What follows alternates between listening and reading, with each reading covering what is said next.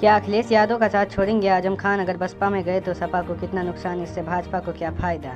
सपा के दिग्गज नेता आजम खान जेल से बाहर आ गए हैं। उनके बसपा में जाने की अटकलें जारी हैं। आज जब आजम से इस बारे में सवाल किया गया तो उनके गोलमोल जवाब ने इन अटकलों पर बल दे दिया।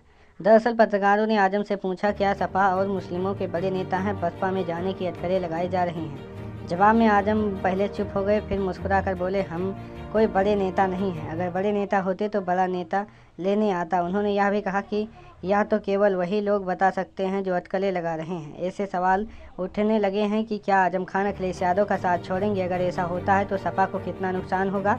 भास्कर एक्सप्लेनर में जानिए सब कुछ। क्या अखिलेश यादव का साथ छोड़ सकते हैं आजम? जेल से बाहर आने के बाद सामने आते ही कयास लगाए जा रहे थे कि अखिलेश यादव को साथ छोड़कर बसपा में जा सकते हैं। इसके पीछे अलग अलग दावे किए जा रहे हैं। दरअसल 2024 के लोकसभा चुनाव में सपा और कांग्रेस गठबंधन ने 43.52% वोट हासिल किए थे। बसपा का वोट प्रतिशत 10 से भी नीचे चला गया था। अगर आजम बसपा में जाते हैं तो बसपा का वोट प्रतिशत बढ़ सकता है। कयास ये भी लगाया जा रहा है कि आजम की पत्नी तंजीन फातिमा की मुलाकात मायावती से हो चुकी है। बसपा 9 अक्टूबर को लखनऊ में बड़ी रैली करने जा रही है। दावा है कि आजम उसी रैली में बसपा का दामन थाम सकते हैं। हालांकि अभी तक मायावती और आजम के करीबी इस खबर का खंडन कर रहे हैं। क्यों छोड़ सकते हैं सपा? आजम के करीबियों को लगता है कि सपा ने उनका वैसा साथ नहीं दिया जैसा देना चाहिए था। आजम की पहली बार गिरफ्तारी हो या दूसरी बार सपा सड़क पर नहीं उतरी। वहीं संभल के मामले में सपा पूरी तरह से जिया-उर-रहमान बर्क के साथ दिख रही थी। आजम की नाराजगी की एक वजह ये भी बताई जा रही है कि 2024 लोकसभा चुनाव में आजम के विरोधी मोहिबुल्लाह नौबी को अखिलेश ने रामपुर से टिकट दिया, जबकि आजम चाहते थे कि अखिलेश खुद इस सीट से चुनाव लड़े। हालांकि सपा के मुखिया ने आजम की पैरवी पर रुचि बीरा को मुरादाबाद से एसटी हसन की जगह टिकट दिया और वे वहां से सांसद बन गए। क्या अखिलेश को नुकसान होगा? आजम अगर पार्टी छोड़ते हैं तो इसका नुकसान सपा को उठाना पड़ सकता है। आजम की अहमति का अंदाजा उनके रिहा होने पर शिवपाल यादव और सपा के तमाम नेताओं के बयान से लगाया जा सकता है। शिवपाल ने कहा, सरकार ने आजम को गलत केस में फंसाया लेकिन कोर्ट ने उन्हें राहत दी। सपा उनकी पूरी मदद कर रही है। अखिलेश यादव ने कहा, हमारी सरकार आते ही उन पर चल रहे सारे केस वापस लिया जाएगा। आजम के लिए बसपा ही क्यों? राजनीतिक जानकारों का मानना है कि आजम की रिहाई के पीछे भाजपा के साथ की गई डील शामिल है। इसके तहत सपा को कमजोर करने की कमान आजम को दी गई है।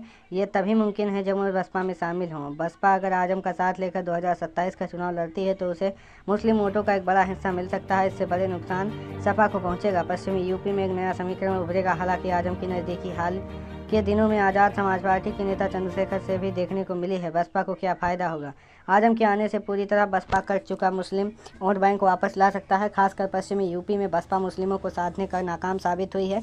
2000 के दशक से बसपा सबसे मजबूत क्षेत्र पश्चिमी यूपी ही माना जाता था। ऐसे में आजम के आने से उसकी कोई खोई हुई साख को वापस मिलने का फायदा हो सकता है। क्या हुई आजम की रिहाई के पीछे भाजपा का कोई गणित? सितंबर महीने 4 बड़े मामलों में आजम को जमानत मिलना महज इत्तेफाक है। क्या भाजपा का कोई गणित? इसे लेकर अलग अलग तरह की थ्योरी सोशल मीडिया पर चल रही हैं। क्या कहा जा रहा है? आजम की रिहाई भाजपा के साथ डील का हिस्सा है। इसमें अखिलेश यादव के पीडीएफ फार्मूले को कमजोर करना भी एक कारण हो सकता है। जेल चाहे सोने की हो या हीरे की, जेल जेल ही होती है। लंबी कैद में उनकी सेहत और नुकसान पहुंचा, जिसका हवाला देते हुए कई बार जमानत याचिकाएं दाखिल की गई। तंजीन फातिमा आजम की पत्नी। 2027 में भाजपा को क्या फायदा हो सकता है? अगर आजम बसपा में जाते हैं तो मुस्लिम वोट बैंक में बिखराव होगा। मायावती जितनी मजबूत होंगी, अखिलेश उतना ही कमजोर होंगे। 2024 के लोकसभा चुनाव में शेड्यूल कास्ट के वोटरों ने भी बड़ी संख्या में सपा कांग्रेस गठबंधन को वोट दिया था। आजम के साथ आने से मायावती मजबूत दिखेंगे तो ये वोट बैंक वापस बसपा की ओर जा सकता है। सपा जितना वोट कटेगा भाजपा को उतना ही फायदा होगा। हालांकि इस संबंध में पूछे जाने पर भाजपा के प्रदेश अध्यक्ष भूपेंद्र चौधरी का कहना है कि आजम कहाँ जाएंगे या वहीं तय करेंगे। यह सब अफवाह है कि वो भाजपा के इशारे पर बसपा में जा रहे हैं।